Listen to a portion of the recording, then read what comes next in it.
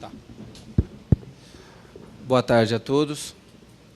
Dando prosseguimento aos trabalhos do terceiro Seminário Luso-Brasileiro de Direito Registral Imobiliário, nós teremos agora mais um painel e contamos com a presença do Dr. Rafael Vale Reis, representante do CENOR, Centro de Estudos Notariais e Registrais da Faculdade de Direito da Universidade de Coimbra, do Dr. Elvésio Duia Castelo, registrador e presidente do IRIB, Instituto de Registro Imobiliário do Brasil, que é especialista em Direito Imobiliário pela Universidade de Estácio de Sá, do Rio de Janeiro, foi deputado federal na legislatura 1991-1999 e secretário extraordinário de Representação e Apoio Técnico do Estado do Espírito Santo em 1995.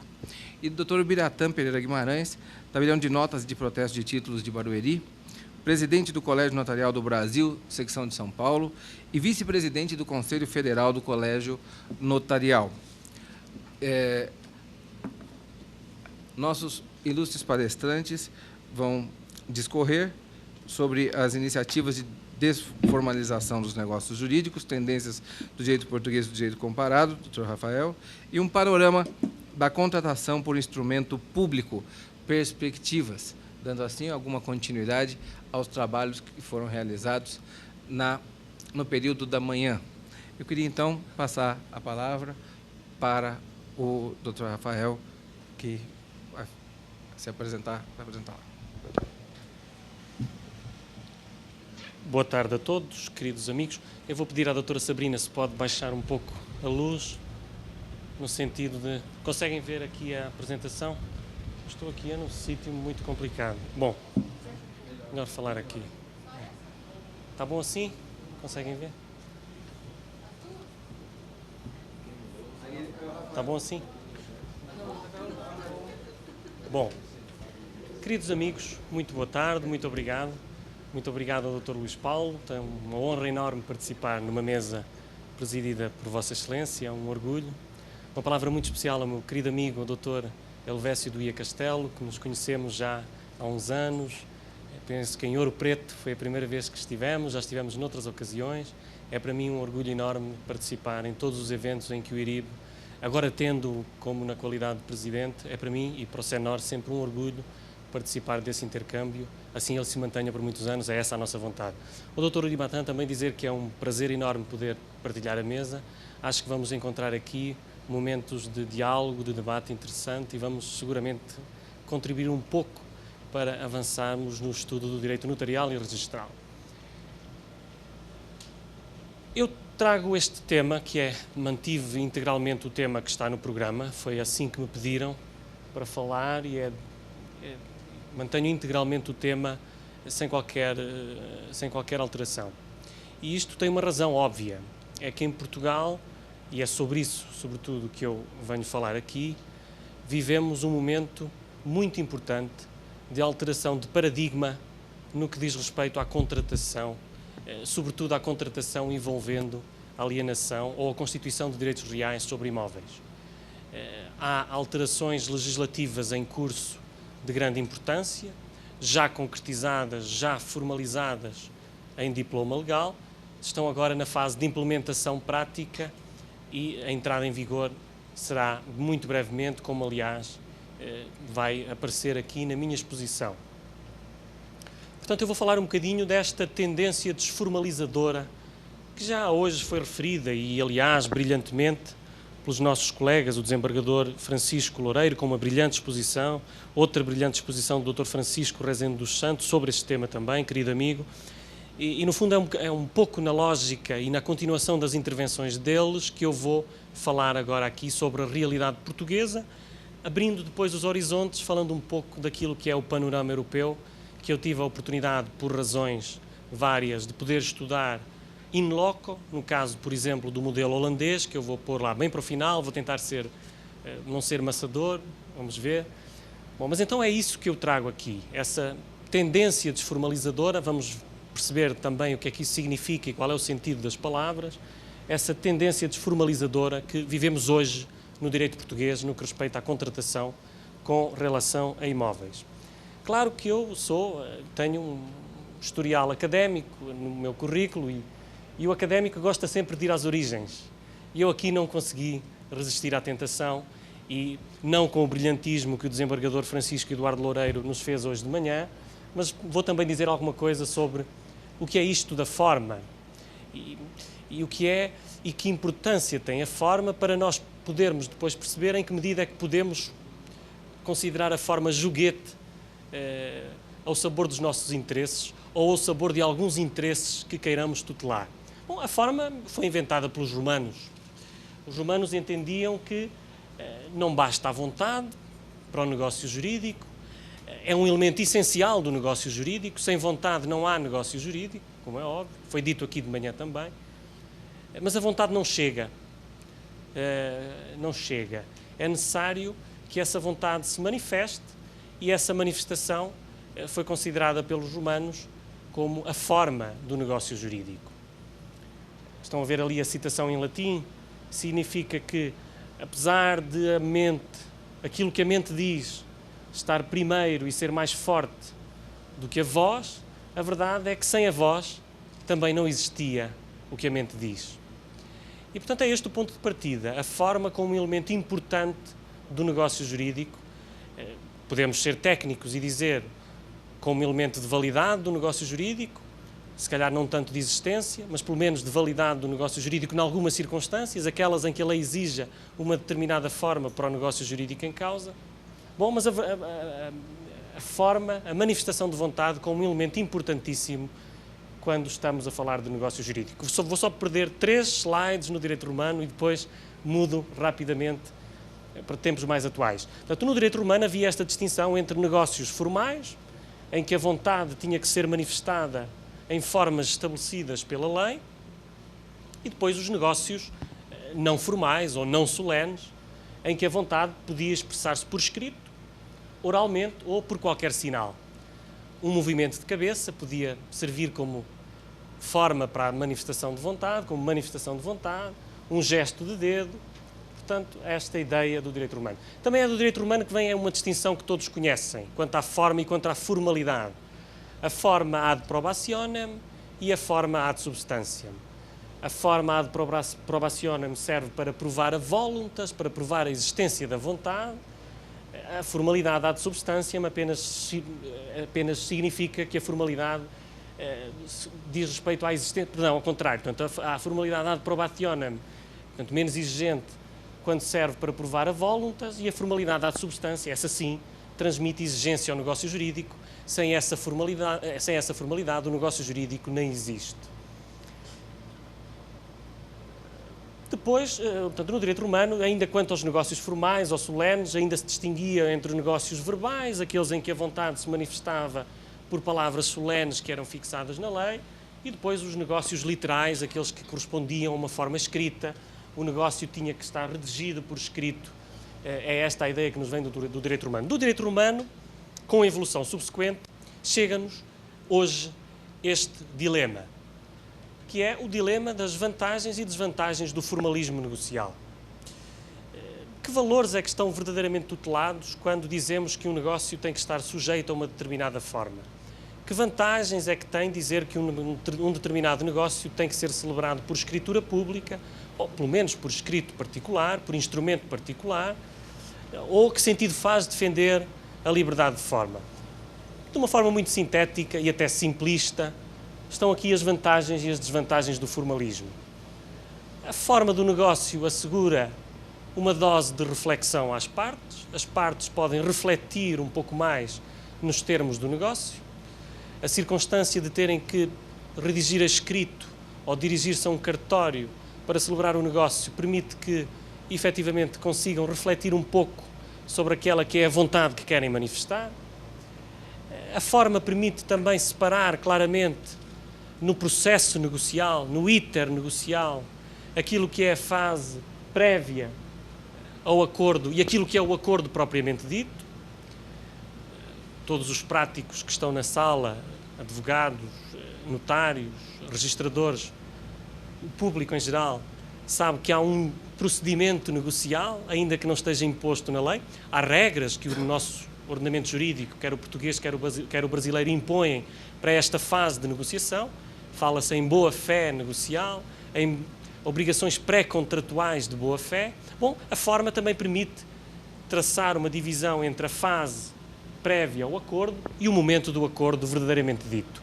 Permite separar as várias fases do negócio jurídico até que efetivamente o negócio jurídico surja. Depois permite precisão no negócio jurídico, precisão na manifestação da vontade. A forma permite, ou pelo menos contribui para a eliminação do erro na manifestação da vontade. Isso é óbvio. Se temos que redigir a cláusula, pensamos 2 vezes, escrevemos a cláusula 3 vezes e só depois é que ela está pronta para figurar no negócio. Permite afastar a prova testemunhal, que tem as contingências que também conhecem. Se o negócio está formalizado por instrumento particular ou por instrumento público, em tribunal é mais fácil provar a vontade das partes. Depois diz, e ali coloca-se um ponto de interrogação, a forma permite dar publicidade ao ato para proteger terceiros. Aqui entra um conflito entre a publicidade resultante da forma e a publicidade resultante do registro. Há quem diga que não é verdadeiramente a escritura pública que protege terceiros, não é a publicidade resultante do instrumento público que protege terceiros. Os defensores do registro dizem que só se protegem verdadeiramente os terceiros com um bom sistema de registro. E depois os inconvenientes, as desvantagens. Há quem diga o formalismo exagerado trava o comércio jurídico, impede a negociação, é aborrecido ter que ir ao notário, é complicado ter que formalizar por escrito, mais vale eliminar as formas, o comércio jurídico fica mais célere, mais ágil. Também está ali um ponto de interrogação. Será que é mesmo assim? Será que hoje, com as tecnologias que temos ao nosso dispor, não conseguimos vencer esta eventual lentidão provocada no tráfico jurídico, no comércio jurídico pelo formalismo? Depois há quem diga, bom, o regime das invalidades formais pode, na verdade, prejudicar as próprias partes. A forma que pode servir para proteger as partes pode também prejudicá-las no momento em que se invoca um vício formal que destrói o negócio jurídico e essa destruição do negócio jurídico vai contra uma ou ambas as partes.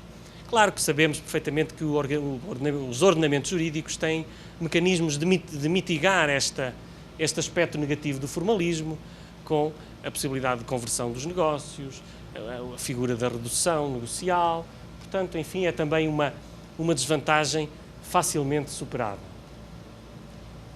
Uma coisa é certa, hoje, e agora num sentido muito lato, não estou a referir-me apenas à realidade portuguesa, penso que é assim também na América do Sul e no Brasil em particular, encontramos 2 movimentos aparentemente contraditórios. Um movimento desformalizador, que é este que eu referi há pouco no sentido da eliminação, pelo menos das formas mais solenes, sobretudo a escritura pública, uma tendência desformalizadora e, como também foi dito aqui de manhã, simultaneamente uma tendência formalizadora, aparentemente, ou à partida numa lógica contraditória, mas imposta sem qualquer sombra de dúvida. Basta pensarmos na defesa do consumidor, basta pensarmos na proteção da relação do arrendamento, ou, por exemplo, um fenómeno muito recente na Europa. A União Europeia impôs aos Estados-membros da União Europeia, no qual Portugal se inclui, como sabem, a produção de legislação que regula os termos em que as entidades públicas podem celebrar contratos com particulares. Por exemplo, uma empreitada de obras públicas, uma prestação de serviços jurídicos, por exemplo. O município quer contratar um advogado para prestar assessoria jurídica. Este contrato é um contrato, está aqui um administrativista logo na frente, não vou estar agora com grandes desenvolvimentos, mas este contrato pode ou não ser um contrato de direito privado, não interessa agora, mas uma coisa é certa, a União Europeia, para defender a concorrência no espaço comunitário, impôs aos Estados-membros a criação de legislação que estabelece uma regulamentação pormenorizada da fase pré-negocial. Ou seja, este novo formalismo, num certo setor jurídico, até abrange a fase pré-negocial. Ao mesmo tempo falamos de possibilidade de alienar imóveis por documento particular e depois temos, noutro ramo do direito, normas e legislação a dizer não, a fase pré-negocial tem que ser hiper regulamentada, hiperformalizada. Portanto, isto é só para lhes dar conta de que também não é só a desformalização que está na ordem do dia, uma certa formalização também está na ordem do dia. Bom, o que é que temos no sistema português? Temos um sistema, ou melhor, o que é que tínhamos no sistema português, o que é que ainda temos um pouco hoje no sistema português e vamos deixar de ter no sistema português no dia 1 de janeiro de 2009. Tínhamos e ainda temos, praticamente, uma situação muito parecida com aquela que foi dita e que foi descrita de manhã para a realidade brasileira. O ponto de partida não podia deixar de ser o princípio da liberdade de forma, tal como ele figura no vosso artigo 107 do Código Civil, se a memória não me falha. Em princípio, não se exige nenhuma formalidade especial para a celebração do negócio jurídico e depois as exceções legais. E uma das exceções mais tradicionais e mais importante, era aquela que dizia respeito, e que ainda hoje, no dia de hoje, 16 de outubro de 2008, em certa medida ainda vigora, é a exceção dos imóveis. O artigo 875 do Código Civil dizia que o contrato de compra e venda só é válido se for celebrado por escritura pública. Já não é assim a redação, já é outra a redação que vigora hoje em Portugal, e vai ser outra a redação que vai vigorar no dia 1 de janeiro de 2009, como vou dizer daqui a pouco. Complementando este artigo do Código Civil, tínhamos um artigo do Código do Notariado que dizia: celebram-se em geral por escritura pública os atos que importem o reconhecimento, constituição, aquisição, modificação, divisão ou extinção dos direitos de propriedade, usufruto, uso e habitação, superfície ou servidão sobre coisas imóveis. Constituição de direitos reais sobre imóveis, dito numa frase, ou extinção, modificação, etc., estavam sujeitos à forma mais solene, à celebração do negócio por instrumento público, por escritura pública. A consequência era a nulidade do negócio jurídico, tal como acontece no direito brasileiro, não sendo observada a forma legalmente prescrita, o negócio jurídico era inválido. Os autores defendiam estas soluções. Diziam, isto é assim, é correto que seja assim. Quando falamos, o legislador, quando diz no Código do Notariado, dizia no Código do Notariado, que qualquer modificação subjetiva ou objetiva de direitos reais sobre imóveis tem que ser celebrado por escritura pública, estava a impor essa solução devido à especial natureza dos direitos em causa e às particulares características dos objetos sobre os quais incidem, o que reclamava então essa observância da proteção daquelas finalidades, seja a reflexão das partes, a publicidade do reconhecimento por banda de terceiros, um controle do interesse da comunidade, etc. Tudo isto justificava, portanto, que em matéria de imóveis a regra fosse a da celebração por instrumento público, por escritura pública. Então o que é que temos ao nível da desformalização em Portugal? Uma primeira nota. Quando falamos em desformalização, o termo não é totalmente correto, porque não estamos a dizer, não vamos citar soluções legais que regressam à liberdade de forma. Não é isso. Estamos a falar de soluções legais que determinam um abaixamento das exigências do ponto de vista da solenidade do documento através do qual se constitui, ou modifica, ou transmite o direito real sobre imóveis. Portanto, o que acontece não é uma desformalização propriamente dita, é mais uma atenuação das exigências de solenidade ao nível da celebração do negócio jurídico. Para simplificar, eu vou falar em desformalização com este sentido que acabo de enunciar. Essa desformalização começou em Portugal em 1993, com um diploma que não teve grande aplicação prática, penso eu, não teve um grande relevo na prática, mas era uma norma, eram soluções legais importantes e que, portanto, desde 2000, começando um pouco antes, a partir de 1993, os notários começaram a ver a sua competência esvaziada em dois níveis. Por um lado, a lei a permitir a celebração de determinados negócios por documento particular em substituição da escritura pública e, por outro lado, a lei a admitir que agentes que não eram notários pudessem praticar certos atos que anteriormente só os notários poderiam praticar. 1993 é o ano em que começa a desformalização em Portugal. Um primeiro diploma que veio permitir, era o tal diploma que eu dizia que não teve uma aplicação prática massiva mas que, enfim, estava lá e podia ser utilizado. O Decreto-Lei de 255/93, que veio permitir a dispensa de escritura pública de compra e venda com mútuo, garantido ou não por hipoteca, referente a prédio urbano ou fração autónoma para habitação, os pressupostos tinham que estar todos reunidos, desde que o documento fosse lavrado na instituição de crédito mutuante. Foi a primeira exceção àqueles 2 artigos que eu referi há pouco, a primeira exceção legal ao artigo 875 do Código Civil e ao artigo 80 do Código do Notariado. Sendo certo que o Código Civil não foi alterado, não se colocou lá uma vírgula, salvo exceção legal. Portanto, tudo permaneceu na mesma e este diploma vigorava em paralelo, permitindo que nestes casos excepcionais o documento fosse um instrumento particular e não uma escritura pública. Depois, em 2000, a lei veio permitir que várias entidades passassem a ter competência para a extração de fotocópias, xerox, em português é fotocópias, português de Portugal, bem entendido, é fotocópias, a extração de fotocópias dos originais que lhes sejam presentes para certificação e para certificar da conformidade de fotocópias com os documentos originais. Quem passaram a ser essas entidades? O operador do Serviço Público de Correios, as juntas de freguesia, que é uma circunscrição administrativa inferior ao município, os advogados e os solicitadores. Atos que eram da exclusiva competência do notário, em 2000 passaram também a poder ser praticados por entidades que não tinham essa qualificação legal. Ainda em 2000, a dispensa de escritura pública para vários atos no direito comercial, por exemplo, a constituição originária de uma sociedade unipessoal por cotas, se não fossem efetuadas entradas em bens diferentes de dinheiro para cuja transmissão fosse necessária a escritura pública. Portanto, em 2000 a lógica foi esta. No direito societário, sempre que seja necessário celebrar qualquer negócio de natureza comercial ou mercantil e não estejam envolvidos imóveis, desaparece a exigência de celebrar o ato por escritura pública, por instrumento público. Mas, pelo menos, o legislador consagrou esta exceção. Se estiverem envolvidos bens imóveis, aí tem que celebrar o negócio por escritura pública ou o ato tem que constar de escritura pública.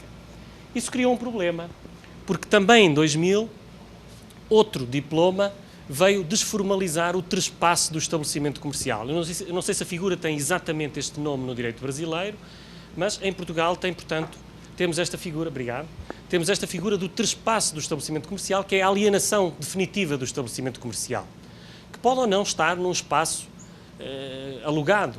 Em português, no direito português tem que se dizer arrendado. Portanto, o estabelecimento comercial pode estar instalado num local do próprio proprietário do estabelecimento comercial ou num local que foi dado de aluguer. Em qualquer dos casos, melhor, a lei veio dizer que para o trespasse do estabelecimento comercial deixava de ser exigida a escritura pública. E não fez aquela ressalva que eu disse há pouco, salvo se estiver envolvida a transmissão do direito de propriedade sobre o imóvel em que o estabelecimento comercial está instalado. Começou aqui verdadeiramente a discussão doutrinária quanto à existência de uma nova exceção para a possibilidade de transmissão de bens imóveis sem observância de escritura pública. Isto foi defendido acerrimamente por alguns autores que vieram dizer que a redação da norma era apenas aquela, a transmissão deve ser celebrada por escrito e comunicada ao senhorio, não se dizia salvo tratando-se de transmissão que envolva direitos sobre imóveis. E, portanto, alguns autores, sobretudo os defensores do direito comercial, começaram a defender acerrimamente a solução da desnecessidade de celebrar escritura pública em nome do favor commerci, em nome da fácil circulação do estabelecimento comercial. Mas isto não resultava diretamente da lei, era a doutrina, era discutido, era combatido por muitos. Em 2001, veio uma norma, uma lei, dizer que estava dispensada a escritura pública para outros atos societários. Por exemplo, a constituição de uma sociedade de advogados, exceto quando haja entrada de bens imóveis. É que a lei continuava a excepcionar as situações. Quando desformalizava, no sentido que eu disse há pouco, continuava a excepcionar as situações em que estavam envolvida a transmissão da propriedade de bens imóveis. Este diploma veio ainda permitir que pudessem ser feitos pelas câmaras de comércio e indústria, depois vou dizer o que é isto, advogados e solicitadores, reconhecimentos de assinaturas com menções especiais, por semelhança e traduções, de documentos com a mesma força probatória que teriam se fossem feitos por notários. Portanto, a desformalização continuava em 2001. Em 2005, não vou perder muito tempo aqui, porque quero chegar rapidamente ao diploma mais importante nesta lógica da desformalização. Em 2005 veio um diploma criar a figura da empresa na hora. A constituição de uma sociedade comercial podia ser feita, depois da entrada em vigor do diploma, na Conservatória do Registro Comercial, no cartório do Registro Comercial que existe em Portugal. Penso que não existe no Brasil um registro de atos mercantis. Portanto, a sociedade podia ser constituída aí, também sem observância de escritura pública, pelos oficiais do registro. E chegamos à Lei 76/2006, de 29 de março, que eliminou a obrigatoriedade de escritura pública em vários atos relativos a sociedades comerciais. O movimento desformalizador no direito comercial continuava. Foi, aliás, o grande impulsionador desta lógica desformalizadora. Mas veio trazer um artigo 38 importantíssimo para esta estocada final na escritura pública, que vamos ver daqui a pouco. É que esse artigo 38 veio dizer que as câmaras de comércio e indústria, eu já vou dizer o que é isto, os advogados, os solicitadores, os registradores e os oficiais do registro podem, inter alia, autenticar documentos particulares, com a mesma força probatória que resultaria da intervenção notarial. Portanto, só faltava dizer uma coisa. Só faltava dizer que a Constituição, aquisição, modificação ou extinção dos direitos reais não estavam sujeitas obrigatoriamente à escritura pública, podendo as mesmas ocorrer por intermédio de documento particular autenticado. Isso acabaria por acontecer, não sem antes ter aparecido o projeto Casa Pronta, uma iniciativa legislativa do Governo com o objetivo de simplificar e agilizar o processo de aquisição de casa para habitação, de imóvel para habitação. Portanto, é um procedimento especial de transmissão, oneração e registro imediato de prédio urbano em atendimento presencial único, no cartório do registrador, sem celebração de escritura pública. Há um título, mas que não é uma escritura pública, é um título lavrado na conservatória, no cartório, e o objetivo era eliminar uma série de comunicações que tinham que ser feitas e de documentos que tinham que ser obtidos e que atrasavam o processo de aquisição de habitação própria. Depois da Casa Pronta, vem a estocada final na escritura pública. É este o diploma que está hoje em discussão, é este o diploma que vai entrar em vigor no dia 1 de janeiro de 2009. É um diploma que aprova medidas de simplificação, desmaterialização e desformalização de atos e processos na área do registro predial e de atos notariais conexos, concretizando uma medida governativa chamada Simplex. O objetivo é desformalizar, celerizar, tornar mais rápido, facilitar o comércio jurídico. Parece que morreu a escritura pública, ou se não morreu, pode morrer a breve trecho.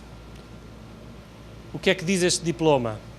Deixam de ser obrigatórias, nomeadamente, as escrituras públicas para a compra e venda e para a constituição ou modificação de hipoteca voluntária, que recaia sobre bens imóveis e, consequentemente, para os demais contratos onerosos pelos quais se alienem bens ou se estabeleçam encargos sobre eles, aos quais sejam aplicáveis as regras da compra e venda. Desaparece a obrigatoriedade da celebração da escritura pública nestes casos, tal como deixa a escritura pública de ser obrigatória para a doação de imóveis, para a alienação de herança ou de quinhão hereditário, para a constituição do direito real de habitação periódica, para a constituição da propriedade horizontal, que é equivalente ao vosso condomínio edilício, inclusive a propriedade horizontal sobre um conjunto imobiliário. Portanto, passam a estar sujeitos a... Não há uma liberdade de forma, mas passam a estar sujeitos a uma possibilidade de forma muito menos solene que a escritura pública. A escritura pública pode continuar a ser o instrumento utilizado para celebrar estes negócios jurídicos, deixa, porém, de ser obrigatório recorrer ao instrumento público. Este diploma veio alterar aquela norma emblemática do Código Civil Português, que era o artigo 875, que agora tem esta redação. Sem prejuízo do disposto em lei especial, o contrato de compra e venda de bens imóveis só é válido se for celebrado por escritura pública ou documento particular autenticado. Não é exceção, vai passar a ser a regra em Portugal a possibilidade de alienar imóveis por documento particular. De manhã vimos uma lista de exceções à regra da escritura pública e do instrumento público no Brasil. Em Portugal não é assim. Vai ser a regra uma das regras, há duas, uma das regras é a possibilidade de celebrar estes negócios jurídicos sobre imóveis recorrendo ao documento particular autenticado. A norma entra em vigor, como eu disse há pouco, no dia 1 de janeiro de 2009. Quem vai poder celebrar, quem vai poder autenticar documentos? Quem vai ser a entidade tituladora em Portugal? Até aqui é o notário, com aquelas exceções que vimos há pouco. As câmaras de comércio e indústria, que são pessoas coletivas de utilidade pública, que são reconhecidas pelo Governo e que são entidades que promovem os interesses dos associados ligados ao comércio e à indústria, mas são associações privadas, mas que têm este reconhecimento público. Os registradores, os oficiais do registro, os advogados e os solicitadores. No dia 1 de janeiro de 2009 é feriado, é dia feriado em todo o lado, mas no dia 2 de janeiro de 2009, no meu escritório de advogado, eu posso celebrar um contrato através do qual constituo uma hipoteca ou transmito a propriedade de um imóvel. Essa vai ser a nossa realidade muito em breve. A lei tem uma exigência importante quanto à tramitação do procedimento no que respeita à formalização do negócio. Diz a lei que a validade da autenticação do documento particular, daquela autenticação que o advogado ou o solicitador faz, depende do depósito eletrónico desses documentos, bem como de todos os documentos que os instruam. Dentro em breve vai sair legislação regulamentar, normas regulamentares, que vão impor às entidades que podem autenticar documentos certas regras que devem observar se quiserem transmitir a propriedade de imóveis desta forma. Designadamente, portanto, o depósito eletrónico do documento particular autenticado. Só uma nota. Diz-se aqui a validade da autenticação. Depende do depósito eletrónico. Não se diz a validade do negócio jurídico. São coisas distintas. Podemos discutir isto depois, mais tarde. A lei diz que a validade da autenticação depende desse envio eletrónico, chamemos-lhe assim, feito no escritório do advogado, para simplificar, mas não se diz que a validade do negócio jurídico depende daquele depósito eletrónico. E nós temos um princípio muito curioso em Portugal, que vocês não têm no Brasil, que é o princípio da consensualidade quanto à transmissão dos direitos reais. O nosso registro em Portugal não é constitutivo, salvo na hipoteca. O direito real nasce no momento em que se firma o título, em que se faz o negócio. Portanto, como é que fica aqui? Se não há depósito eletrónico, o negócio é inválido, a propriedade foi transmitida ou não se transmitiu naquele dia no escritório do advogado? Há um velho ditado que diz cartório fechado, tribunal aberto. Toda a gente conhece o ditado, não é? É a minha preocupação, partilhada por muitos juristas portugueses, e eu sou advogado e, portanto, eu estou a perder negócio com esta... Ou melhor, eu vou ganhar negócio, mas defendo uma solução que me faria perder negócio, mas defendo-a com convicção. Tenho muitas dúvidas quanto à bondade material destas soluções que estão consagradas no ordenamento português e que vão rapidamente entrar em vigor. Como vamos ter uma sessão em que eu, a doutora Madalena e a doutora Margarida vamos substituir a doutora Mónica Jardim, depois podemos deixar algumas questões para refletirmos nessa parte mais de debate. Entretanto, eu queria, efetivamente, dar-lhes conta do que temos em Portugal. Vou terminar muito rapidamente, mas quero terminar dando-lhes uma perspectiva que resultou da minha reflexão e da minha procura relativamente ao enquadramento europeu do notariado e das exigências do ponto de vista da formalização dos negócios jurídicos. A União Europeia, já disse há pouco isso, repito, a União Europeia congrega 27 países da Europa, tem uma preocupação principal, que é defender a concorrência no espaço comunitário. Concorrência no que respeita à prestação de serviços, à venda de bens. Essa é uma preocupação precípua da União Europeia, é garantir a concorrência no espaço comunitário. A União Europeia surgiu como um espaço de comércio, só depois se tornou uma união política, começou como uma união comercial, depois uma união económica, que depois se converteu numa união monetária, e a seguir uma união política, e aqui mais frágil do que todas as outras, como sabem. Basta abrir os jornais e perceber que, enquanto União Política, a União Europeia tem algumas fragilidades que não tem, enquanto União Económica e Monetária. Bom, a União Europeia preocupa-se todos os dias, a toda a hora, com a concorrência e encara o notariado e a competência exclusiva do notariado, no que respeita à celebração de negócios jurídicos sobre imóveis, como um entrave que pode ser perigoso à livre circulação de mercadorias e bens, ao livre comércio jurídico. E, nesse sentido, tem feito estudos com o objetivo de tentar aperfeiçoar modelos de notariado que pudessem satisfazer as exigências comunitárias da concorrência. Podemos começar por criticar já este dogma da concorrência da União Europeia. Cada vez mais hoje se levantam vozes perguntando se este dogma da concorrência é assim tão vantajoso como a União Europeia quer fazer crer. E isso também vale aqui para o notariado. Bom, mas isto só para lhes dar conta que foi feito um estudo muito importante por universidades muito credenciadas na Europa e que procurou estudar os vários paradigmas do notariado europeu. E então encontrou 4 modelos, que são ligeiramente diferentes daqueles 3 modelos que estamos habituados a ouvir falar. O modelo do notariado latino, do notariado administrativo e do livre notariado, ou do notariado feito pelos solicitors e pelos advogados. Encontrou, então, um sistema regulado de notariado latino, no qual se incluía, até há pouco tempo, o sistema português, incluía Espanha, França, Itália, Bélgica, Alemanha. A intervenção obrigatória do notário para a transferência da propriedade é uma marca d'água deste sistema de notariado. Uma clara regulamentação emolumentar, no que respeita, portanto, ao pagamento dos custos do instrumento público.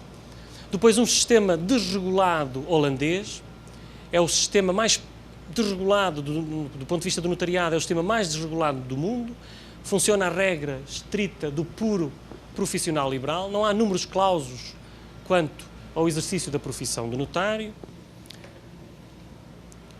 Depois, o sistema anglo-saxónico, o sistema do lawyer system, mas que também existe na República Checa, na Eslováquia, na Áustria. Notários e advogados concorrem no que respeita à possibilidade de titularem documentos que permitam transmitir a propriedade, mas ainda aqui, em todos os sistemas, há mecanismos de certificação dos advogados que podem, e dos solicitadores que podem estar envolvidos na transferência da propriedade. Não é qualquer advogado que pode intervir nestes negócios, tem que estar certificado, tem que ter um título, para além das suas habilitações normais, tem que ter um título, tem que estar licenciado, tem que ter uma licença para o poder fazer. E depois o sistema escandinavo, que, como sabemos, a realidade escandinava é outra, aí as exigências formais são bastante diferentes, é normalmente o real estate agent, a empresa imobiliária que trata do negócio jurídico que permite depois a transmissão da propriedade, mas, como dizia, é uma realidade completamente diferente da realidade latina e anglo-saxónica. E agora vou trazer-lhes só 2 ou 3 case studies para terminar, faltou mesmo no fim. Portanto, na França e na Itália, como sabem, nesta lógica de notariado latino e de defesa da escritura pública, é a boa atuação notarial conjugada com um registro fraco que garante a segurança jurídica. Por exemplo, uma escritura não é lavrada sem que o notário verifique se, no caso de invalidade consequencial, o comprador poderá vir a invocar a uso capião. Portanto, estão a ver, o notário, num sistema de registro fraco, o notário funciona como garante da qualidade quando está em causa a segurança jurídica, a proteção da segurança jurídica. No sistema inglês, tanto na Inglaterra como no país de Gales, a transferência da propriedade é feita por advogados, como eu disse há pouco, e outras profissões paralegais, como solicitors, mas sempre com licença, sempre com certificação.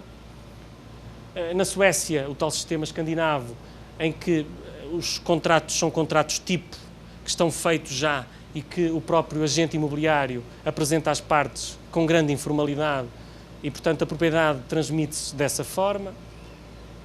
E depois o sistema holandês, e estou a terminar, faltam 3 slides para terminar.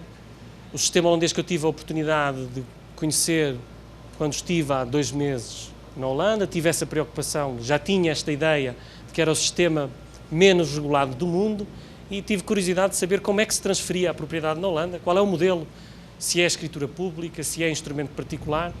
E a solução é esta. Há duas fases do negócio. Há um contrato de compra e um outro de transferência de propriedade. Desde 2013, o contrato de compra obedece à forma escrita. Portanto, há um formalismo escrito imposto pelo Código Civil holandês. Esse contrato é redigido, em regra, pelo agente imobiliário. Não tem que ser um advogado ou um notário. Também existem lá notários na Holanda, como vimos há pouco. Não tem que ser necessariamente um advogado ou um notário, pode ser o agente imobiliário. Este contrato fica sujeito a um período de reflexão de 3 dias. Cá está as preocupações de proteção do consumidor. O contrato de compra pode ser feito no notário voluntariamente, se as partes assim entenderem, e pode ser registrado. Em caso de registro, o comprador fica protegido contra a eventual insolvência do vendedor entre o período da celebração do contrato de venda e a efetiva transferência da propriedade, mas este registro não transmite a propriedade. Tem esta finalidade única de proteger o comprador contra qualquer situação de insolvência por parte do vendedor. Depois da celebração do contrato de compra, para que ocorra a transferência da propriedade, é necessária a produção de um outro documento, o tal Deed of Delivery, o documento de entrega, a escritura de entrega, a escritura de transferência da propriedade e depois o registro nos serviços públicos registrais. Tudo isto resulta, portanto, daquelas normas do Código Civil holandês. Era isto que eu tinha para lhes dizer. Espero vê-los por estes dias aqui e no próximo ano em Coimbra estaremos à vossa espera. Muito obrigado pela vossa atenção.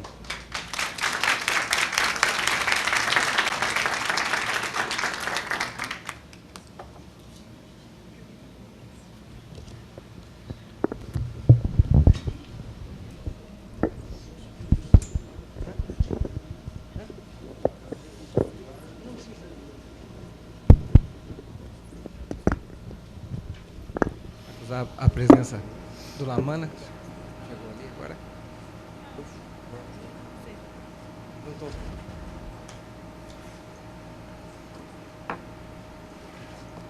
E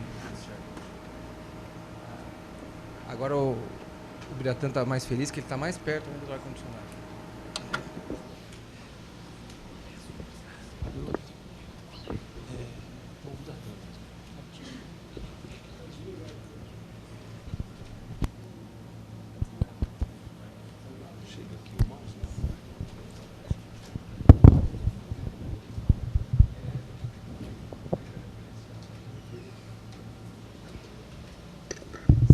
Sérgio, você vê aqui.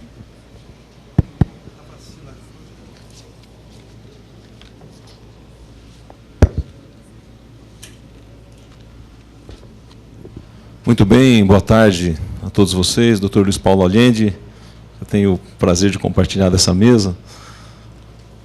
Eu gostaria de saudar o Dr. Elvésio, presidente do IRIB, com quem a gente tem conversado muito ultimamente sobre essa questão dos instrumentos particulares, e o Dr. Rafael Vale Reis, a quem eu tive o prazer de conhecer hoje, mas já fiquei impressionado, e muito bem impressionado, com o pouco contato que tivemos. Espero que tenhamos várias outras oportunidades para trocarmos ideias a respeito desse assunto que é tão pulsante.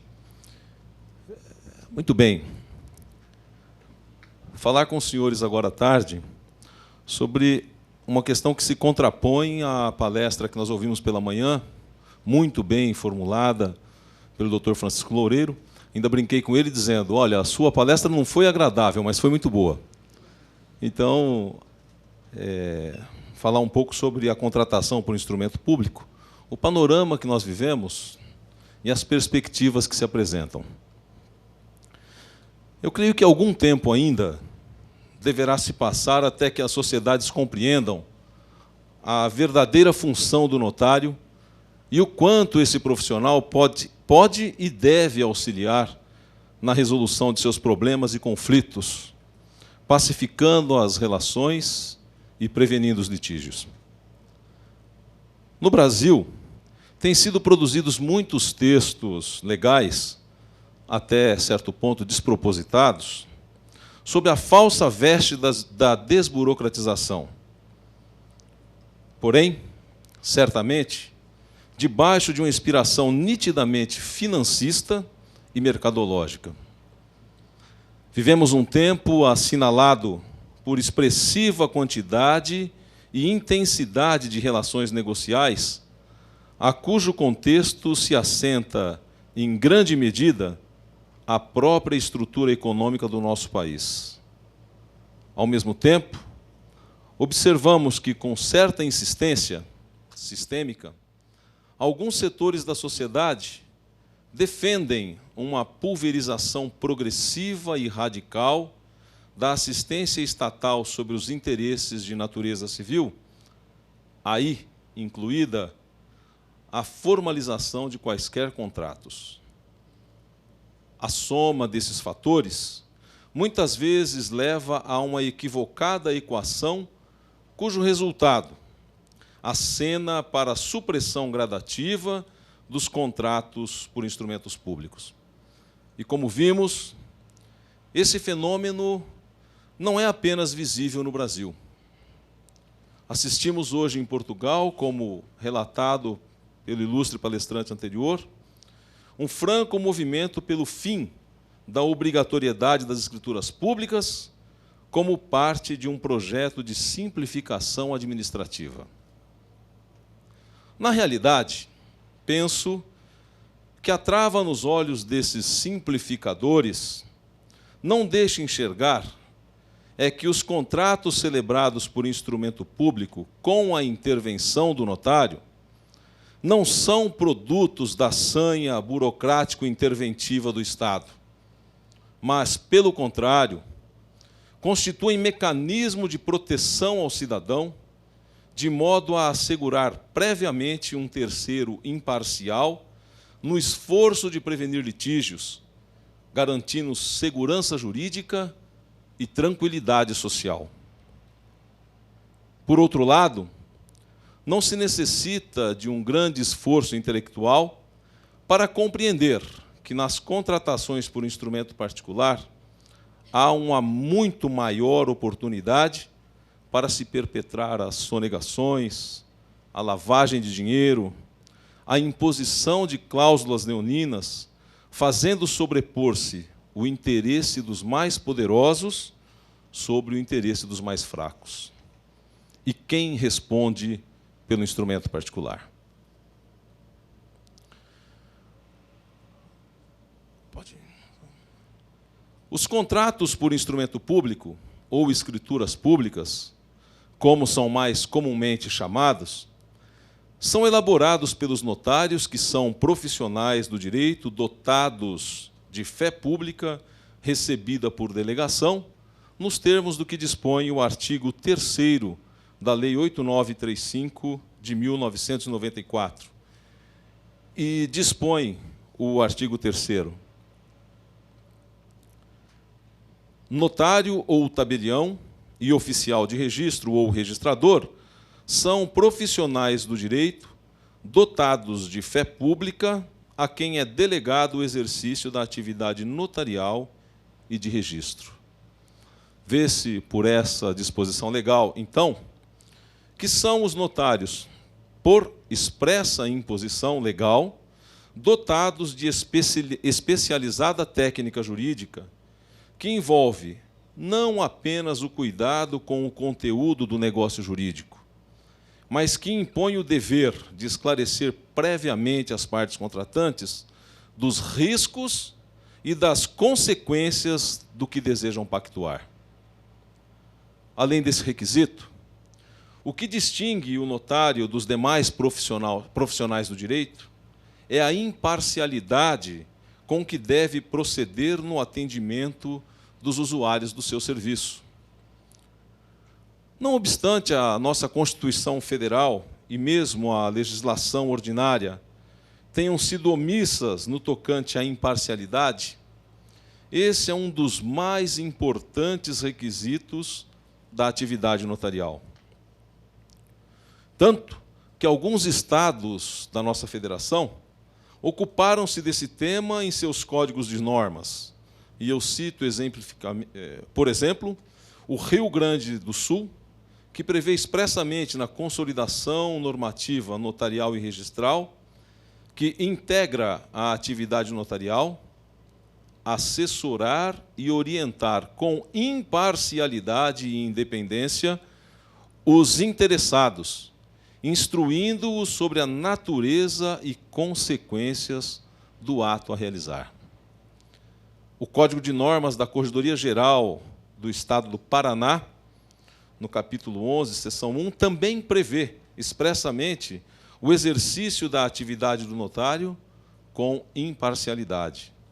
E prescreve que incumbe ao notário aconselhar com imparcialidade e independência a todos os integrantes da relação negocial, instruindo-os sobre a natureza e as consequências do ato que pretendam realizar. O corolário dessa especialização embebida em fé pública é a presunção de veracidade que os instrumentos públicos carregam, cuja expressão máxima me parece estar contida no artigo 364 do Código de Processo Civil, que dispõe: o documento público faz prova não só da sua formação, mas também dos fatos que o escrivão, o tabelião ou o funcionário declarar que ocorreram em sua presença. Decisões judiciais sustentam-se na inegável fé pública de que são dotados os instrumentos lavrados pelos notários, e aqui, contrariando outras posições, há decisões, sim, dando guarida à declaração prestada perante o tabelião, em sobreposição a declarações contrárias eventualmente constantes de instrumentos particulares pré-existentes. E eu cito, a título de exemplo, uma decisão do STJ da terceira turma, num recurso do Espírito Santo, onde a ementa diz que a escritura pública faz prova plena do que nela se contém, de sorte a sobrepor-se à mera presunção de existência de débito por ela quitado, por permanecerem em poder do vendedor títulos cambiais vinculados ao contrato de promessa de venda anteriormente formado pelas partes. O instrumento público porta por fé tudo aquilo que nele se encontre narrado, tanto as declarações dos notários, como aquelas que provêm das partes, posto que o instrumento é uma relação fiel e exata de um fato, ou melhor, de uma sucessão de fatos acontecidos perante o notário, em um só ato. O caráter da prova pré-constituída, que reveste o documento público, tem sido destacado tradicionalmente e considerado pela doutrina como fundamental para caracterizar a prova. Faz-se, então, plenamente justificável, a essa altura, tecer alguns comentários acerca da autoria do instrumento público e da responsabilidade daí decorrente. Com efeito, o instrumento público, ao contrário do instrumento particular, tem rosto, ou seja, define a alguém, o tabelião ou o notário, a responsabilidade pela sua confecção, conforme bem definido no artigo 22 da Lei 8935 de 94. Fator esse que assegura ainda, mais incisivamente, a imparcialidade e o compromisso do tabelião, profissional do direito, que deve ter com a segurança negocial.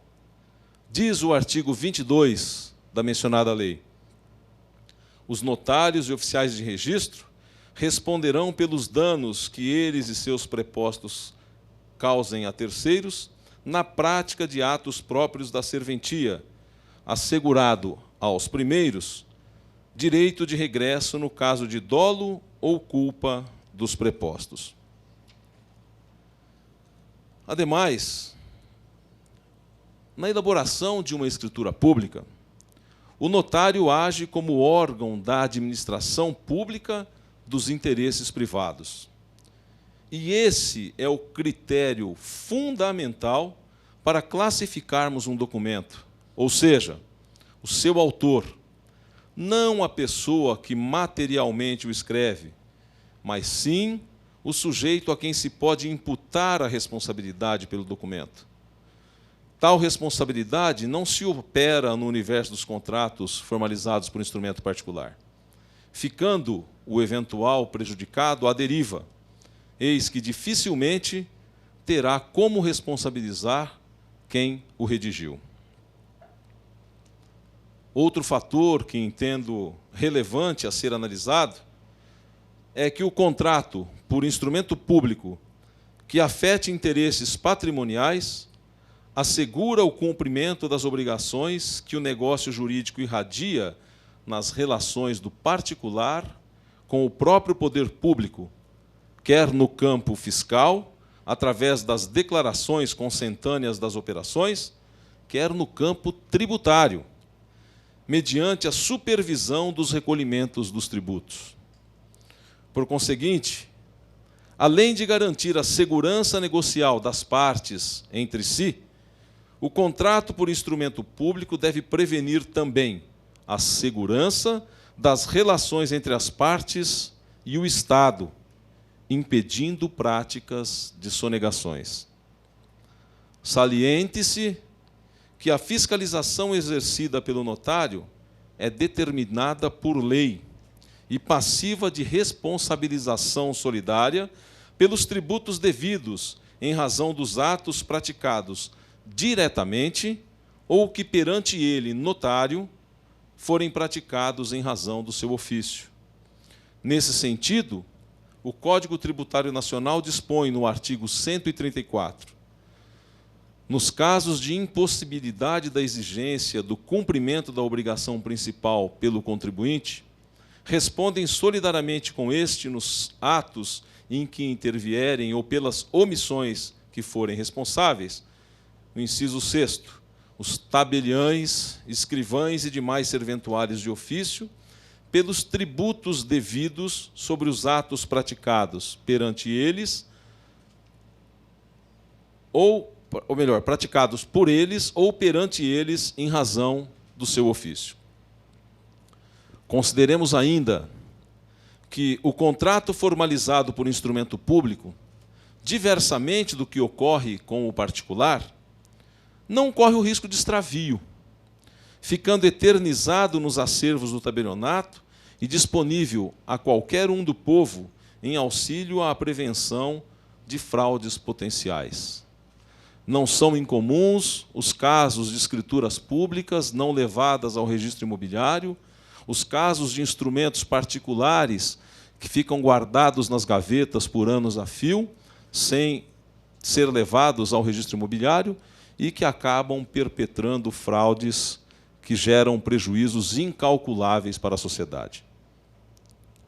Por fim, lembramos que o contrato por instrumento público possui apressamento estritamente controlado por lei, com tabelas que são fixadas pelo poder público, de modo a exigir de todos, os notários e registradores, o mesmo desempenho eficiente, pois com os emolumentos uniformizados, a qualidade dos serviços notariais é o único diferencial junto aos usuários, ou pelo menos deveria ser. Quer parecer claro que, reunindo os requisitos de concentrada especialização, prova plena, autoria responsável, controle fiscal e tributário, perpetuidade instrumental e desempenho eficiente, as escrituras públicas, ao contrário dos que desejam seu gradativo esvaziamento, não embaraçam, mas antes eliminam embaraços, funcionando como autêntico catalisador da paz social. Como dito no início, é vertiginosa a demanda das relações interpessoais a reclamar novas práticas contratuais, notadamente em razão do aparecimento de novas tecnologias, novas ideias e aparatos de acomodação social, novos conceitos de direito privado. E é justamente em virtude disso é que se dá a exigência de formas mais solenes à medida que cresce a complexidade do ato. A legislação atual, assim como a pretérita, sempre ressalvou a escritura pública como elemento imprescindível em determinados atos negociais, tais como aqueles retratados hoje nos artigos 62, que trata da instituição de fundações, artigo 108, que trata da alienação de bens imóveis, o artigo 807, que trata da constituição de renda, o artigo 1369, da instituição de direito de superfície, o artigo 1653, o pacto antinupcial, o 1711, que trata da instituição de bem de família, o 1793, que trata da cessão de direitos hereditários.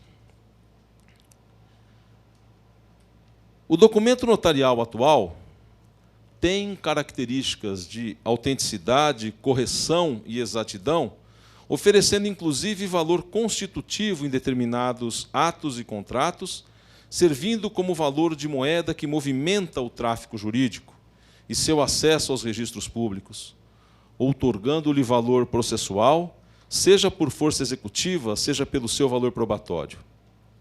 O documento público possui todas essas garantias graças à participação do notário, titular de fé pública, reconhecida e preservada de acordo com o ordenamento jurídico existente. O instrumento público e, por conseguinte, a atuação do notário constitui uma necessidade social.